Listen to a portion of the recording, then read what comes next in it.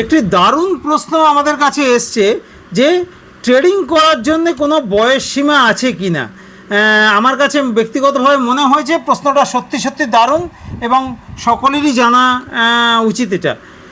দেখুন, ট্রেডিং করার জন্যে সরকার পক্ষ থেকে আইনত যেটা আছে সেটা হচ্ছে 18 বছরের ঊর্ধ্বে বয়স হলেই সেখান থেকে যে কোনো বয়সের ব্যক্তি ট্রেডিং করতে পারেন। তিনি পুরুষ হতে পারেন, মহিলা হতে পারেন, তিনি উচ্চশিক্ষিত হতে পারেন, একেবারে অশিক্ষিত হতে পারেন, তার জন্য কোনো অসুবিধা নেই।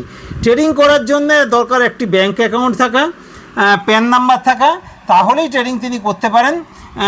18 বছরের বয়সের ঊর্ধ্বে হলেই ট্রেডিং করতে পারেন।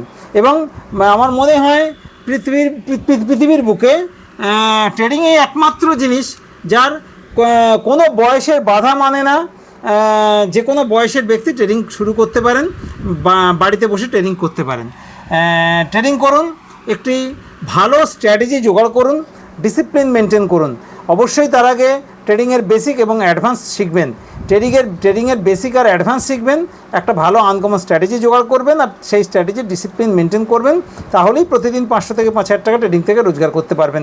যে কোনো বয়সের ব্যক্তি ট্রেডিং করুন, 18 বছরের ঊর্ধ্বে থেকে শুরু করে যে কোনো বয়সের ব্যক্তি, পুরুষ মহিলা কোনো ব্যাপার না, শিক্ষিত অশিক্ষিত কোনো ব্যাপার না। ধন্যবাদ।